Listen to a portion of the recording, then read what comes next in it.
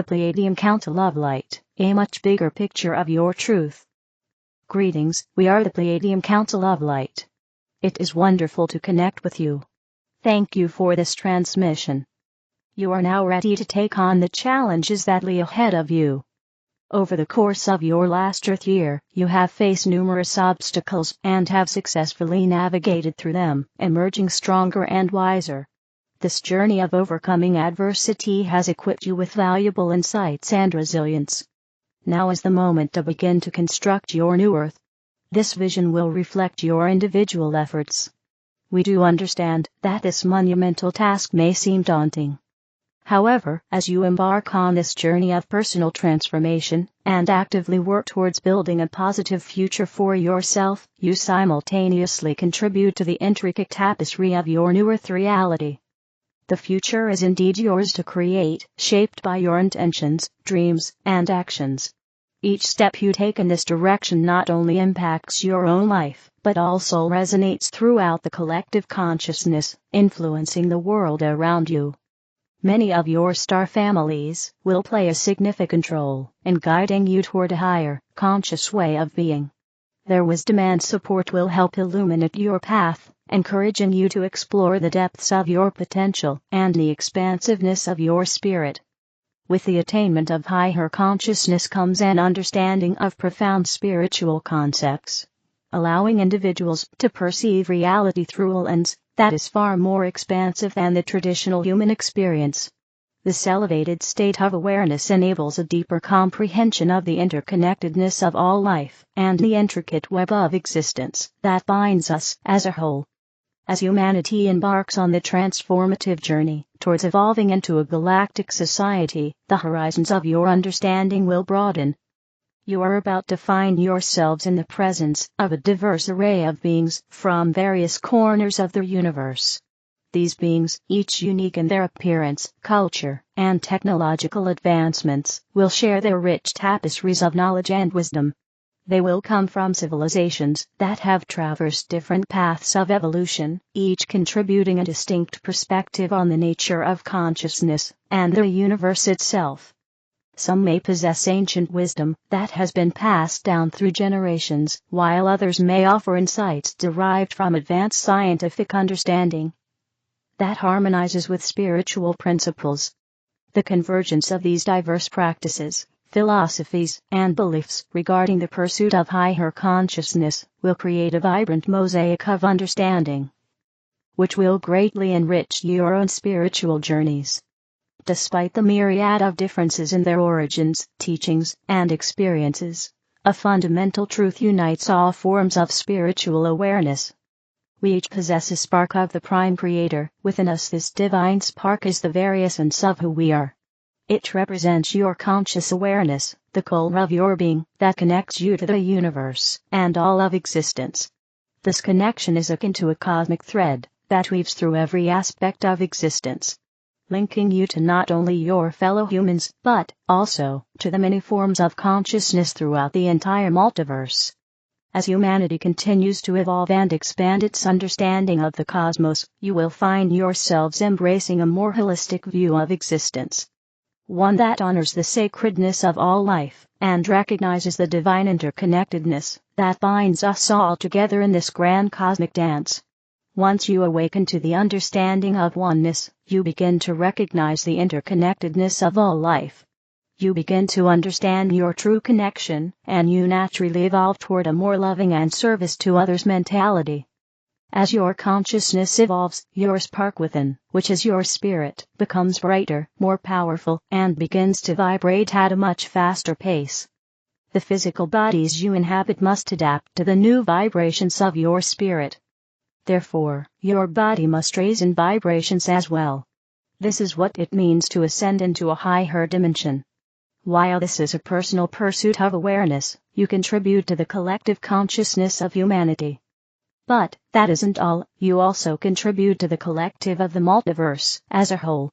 This is a much bigger picture of your truth. The ascension is an ongoing journey towards higher forms of love.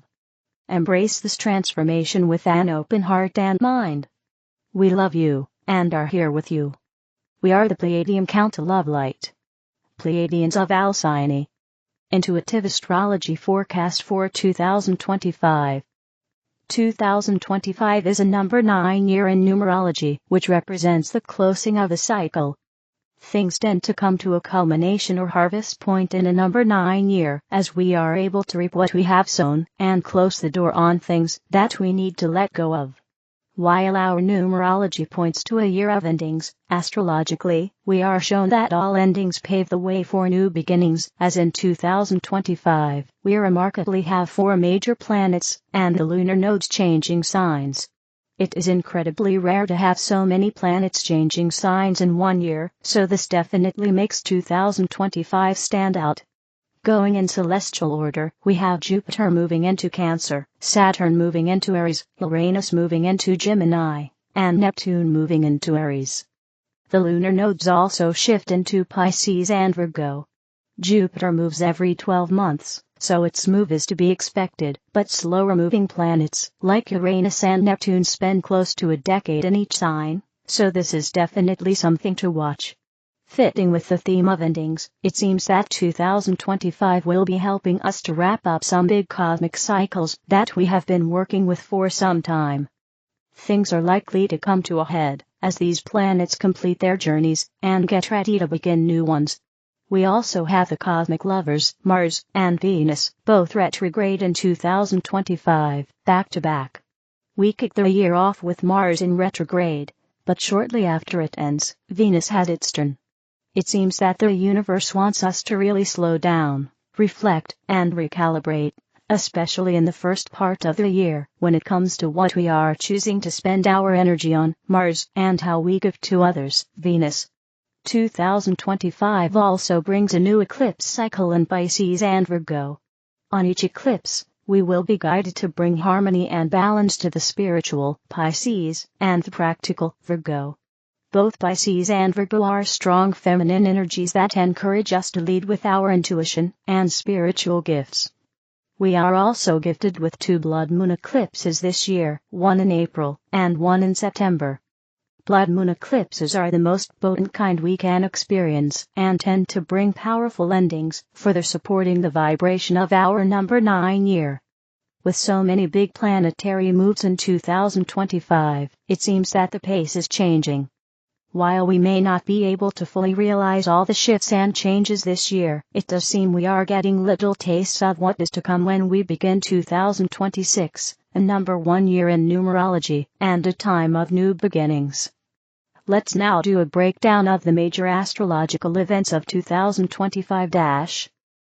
Astrology for 2025. Mars retrograde December 6, 2024, February 23, 2025. We start the year with Mars in retrograde.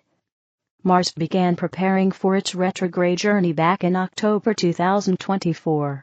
Perhaps it was at this time that we started to feel a dip in our energy levels, and perhaps even a shift in our motivation. Or, perhaps we started to feel some heated emotions rise up within us, begging to be explored.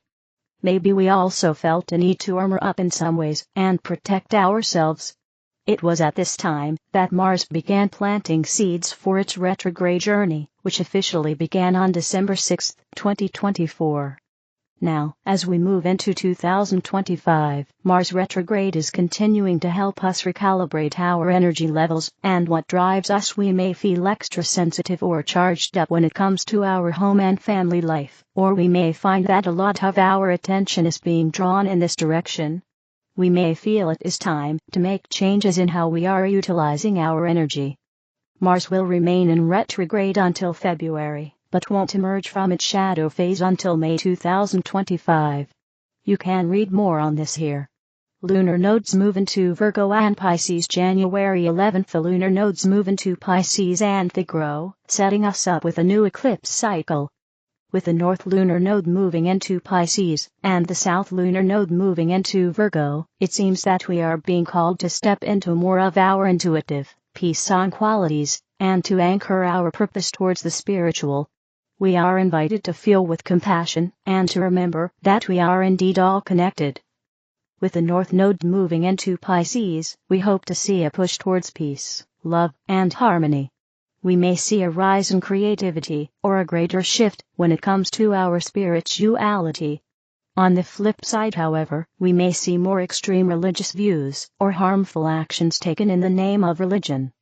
February 7th will also be a day to watch as the North Node conjuncts Neptune, unlocking a highly intuitive portal that can help us tap into higher dimensions. April 21st also brings Saturn conjunct the North Node, helping us to take responsibility for our higher calling. Chinese astrology, Year of the Greenwood Snake, January 29th. While I am definitely no expert on Chinese astrology, it is always interesting to look at what their astrological system has to say about the year ahead. The Year of the Snake is said to bring intuition, wisdom, fluidity, and change. The zodiac of the snake reminds us that it's time to shed our skin and remain open-minded and flexible to the new possibilities that can arise. Venus retrograde, March 1st to April 12th. Venus stations retrograde in Aries and makes its way back into Pisces. Venus retrograde is a time to reflect on our relationships and the giving and receiving of love in our lives. Old relationship wounds may resurface, or we may find that we are finally able to see through patterns of the past that have kept us stuck or limited when it comes to matters of the heart. This is a very heart-opening time, but can stir a lot of vulnerability as well. Experiencing this Venus retrograde on the back of Mars retrograde will create an intensity to the first few months of 2025, and result in us feeling stuck, or perhaps overwhelmed with our current situation. Like all things, it will pass, and we will come out the other side more awakened and connected to our hearts and how we wish to direct this energy. Blood moon eclipses, March 14th, Virgo, and September 7th, Pisces. Blood moon eclipses are incredibly powerful and tend to bring swift and abrupt changes or endings into our lives. As they fall on a full moon, we may experience something releasing from our lives, or an ending may occur. We can feel this energy up to a month before the eclipse arrives, and up to a month after it passes. The last time we experienced a Virgo/Pisces eclipse cycle was back in 2015 to 2017, so perhaps look back to this time to see what themes were coming up for you. It's not that the same things will happen again, but similar themes and lessons of growth may emerge. Neptune in Aries, March 30th. Neptune in Aries is a very headstrong energy, and we may have to be mindful of getting blindsided by our egos, or the egos and bravado of others. Neptune in Aries is a wonderful time, however, for connecting with our authenticity, and for fueling a deeper spiritual connection. Neptune moves into Aries on March 30th, but will only remain here until October 22nd, due to its retrograde motion. It won't return to Aries until January 26, 2026. You could say the universe is giving us a little preview of what Neptune in Aries will be all about from March-October.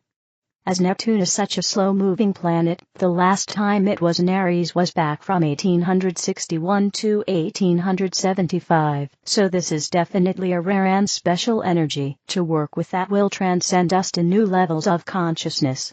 It is also worth noting that as Neptune in Pisces comes to an end, we will be wrapping up a cycle that began in 2011. Perhaps you can look back to this time to see how you have evolved when it comes to your spirituality, creativity, and the way in which you see the world. Neptune can sometimes give us rose-colored glasses, or take them off and introduce a new color. It can create illusions and deceptions, but can also help us to paint our reality in whatever direction we choose. Neptune is also the planet of dreams, so we may find that goals and dreams we had way back in 2011 have now come to pass, or have perhaps evolved into something new. Solar eclipses, March 29th, Aries, and September 21st, Virgo. The Aries eclipse in March is the last eclipse to take place in the Aries-Libra cycle, which we have been working on since the middle of 2023. As we reach the end of the eclipse cycle, we may find that we are able to see the bigger picture with more clarity. Solar eclipses tend to bring new beginnings and are powerful points of manifestation. Intentions can be magnified under this eclipse, so let the universe and others know what you need. Put it out to the universe and watch the magic unfold. Saturn in Aries May 24th. Saturn will enter Aries on May 24th, but due to its retrograde, will backtrack into Pisces from September until February 2026. So once again, we are getting a little preview of what Saturn in Aries has to offer. Saturn in Aries is going to turn our attention to leadership and how we can step up and be responsible for ourselves and our actions. Saturn in Aries is going to want us to take the lead and to proudly stand up for all that we believe in. In astrology, Saturn is considered to be at one of its most challenging expressions in the fire sign of Aries, but where there are great challenges, there is also great growth. Saturn, after all, is our master teacher, and is always pushing us to be the best we can be.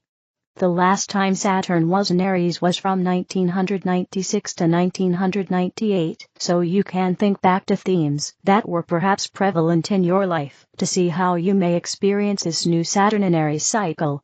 If you were born in that time period, you will be having your first Saturn return. You can read more on this here. It is also important to pay attention to the cycle Saturn is closing in Pisces, too. Saturn first entered Pisces back in March 2023, so reflect on what lessons and challenges your master teacher has been showing you. Saturn may be a harsh energy at times, but it always leaves gifts and rewards for our efforts too.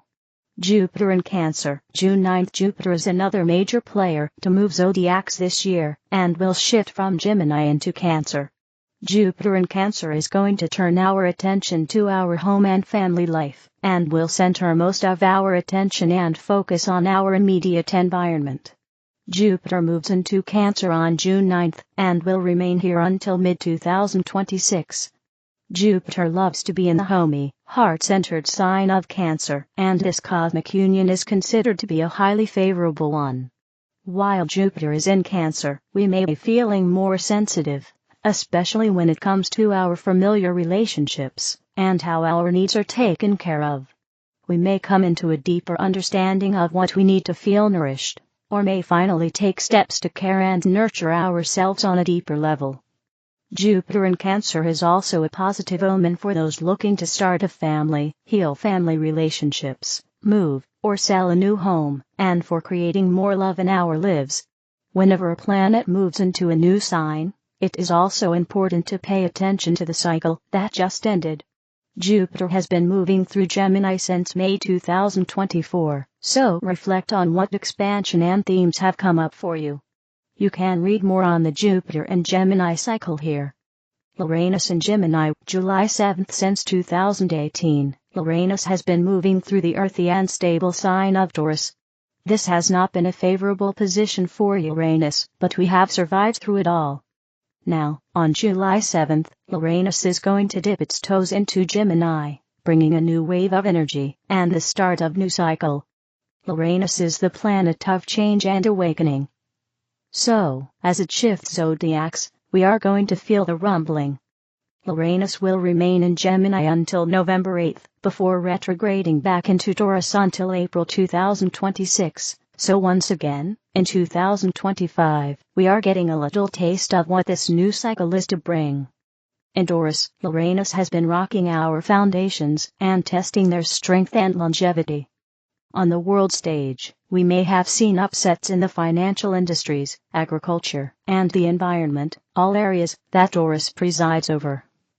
Now, as it moves into Gemini, its focus will shift away from our foundations and onto our thought processes and how we communicate with others.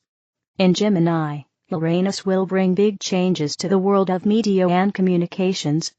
It can also bring shifts to how we socialize and interact with others. Uranus will be in Gemini until 2033, so we have plenty of time to work with this energy and receive its gifts.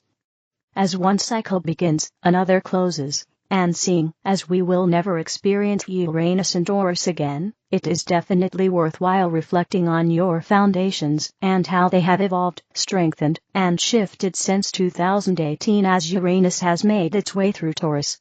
Jupiter square Saturn and Neptune June 15th. Another notable cosmic alignment in 2025 is the square between Jupiter and Saturn and Neptune. Squares are considered tense alignments that push us so far that we are forced to act. Squares can be challenging, but they create movement and help us to navigate out of sticky situations. With so much slow, retrograde energy in the first part of the year, this Jupiter square Saturn and Neptune may get things moving again. We may feel inspired to expand our limited vision and perhaps see things from a new perspective. Jupiter is the planet of expansion, so it will also expand the themes that the Saturn-Neptune conjunction will bring. You can read more on this below. Saturn-Neptune conjunction July 31st. With Saturn and Neptune both moving into Aries this year, it is inevitable that these two cosmic bodies will meet. While they officially come together on July 31st, they are going to be hovering close through most of 2025 and into 2026. Saturn and Neptune meet every 37 years, but have never met in Aries in our lifetime, and never will again. Aries is the zodiac of new beginnings, so it does seem that the Saturn-Neptune meeting may bring some fresh new energies and perspectives our way. Saturn is all about practicality and coming back down to reality, whereas Neptune is what is beyond reality and escaping reality. We have an interesting dynamic when these two meet, and in Aries, we may see some bold moves and new ideas taking shape.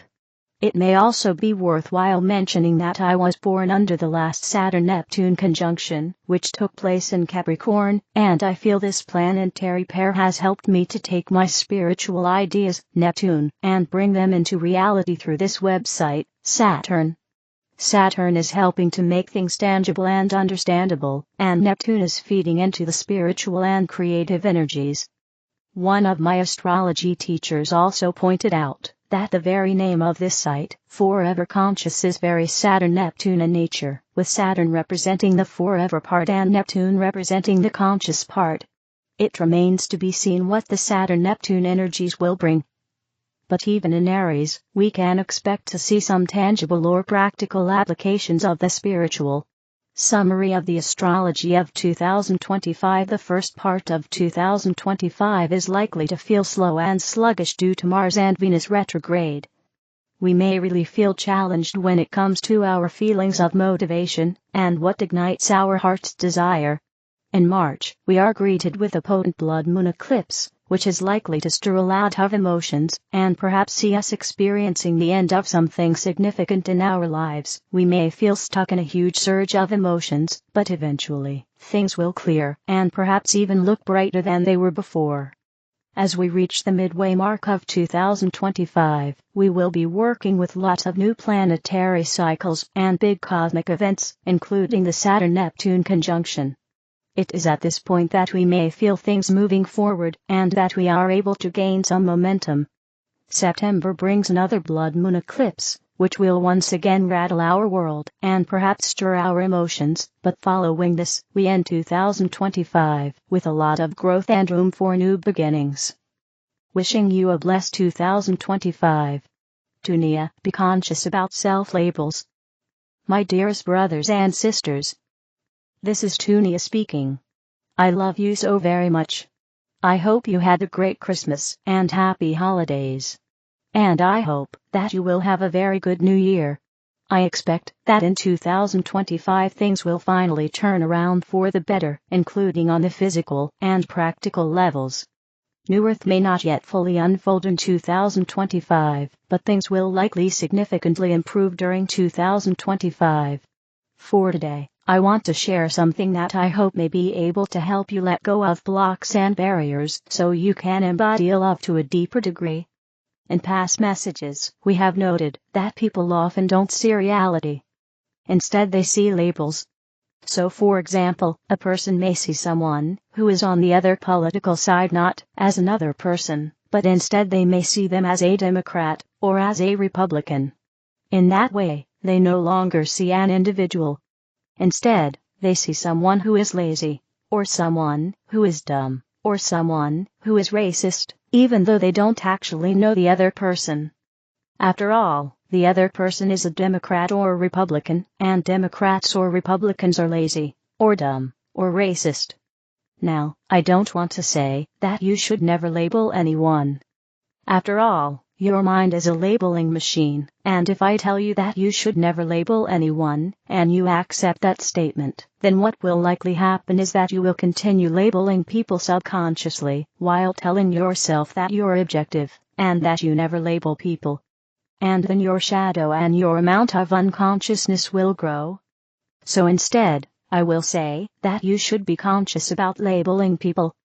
Observe yourself, and if you find yourself labeling people and reacting to those labels, then just observe that you're doing so and try to be as fair as possible in your words and actions. And today, I will also note that you should also be conscious about your self-labels. Namely, about the labels that you have put on yourself. I'm not saying that you shouldn't apply self-labels, but I am saying that you should be conscious about self-labels. To an extent, self-labels are useful. If you are living as a programmer, then it's not that bad to label yourself as a programmer. Or, preferably, to label yourself as a person who makes a living via programming. You are more than your job, after all. If you care very much about spirituality, then it may be fine to label yourself as a person interested in spirituality.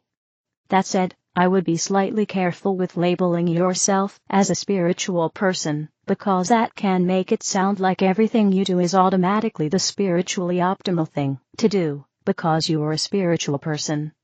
That is the same pattern that you see when people label themselves as democratic, and then they want to ban, for example, a political party or political candidate, and they see nothing wrong with that because they have labeled themselves as democratic. So they're protecting democracy by banning a political party or politician, and in their mind, that makes sense because they have self-labeled as a democratic person, or as a defender of democracy.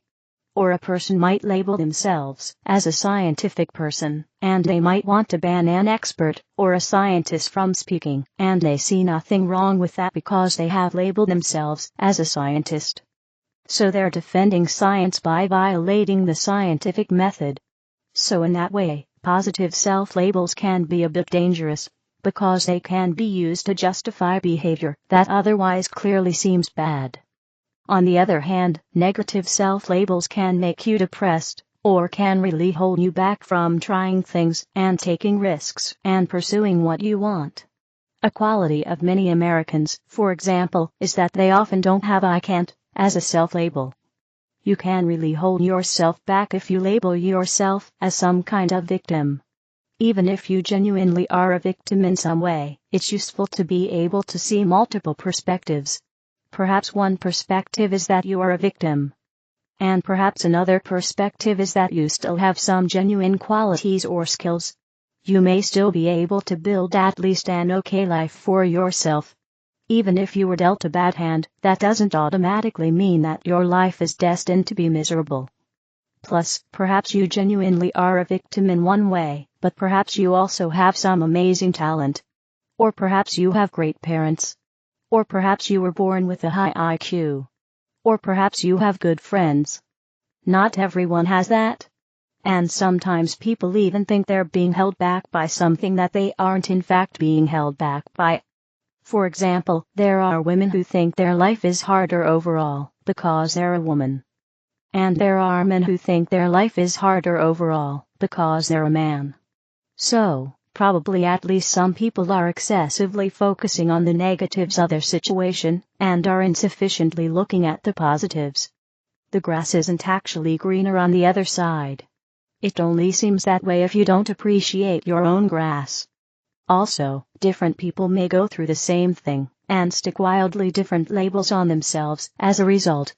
This means that the labels that you have stuck on yourself may not be the objectively correct ones, and in fact your self-labels might be quite subjective. For example, imagine that 5 people have the exact same, very painful childhood.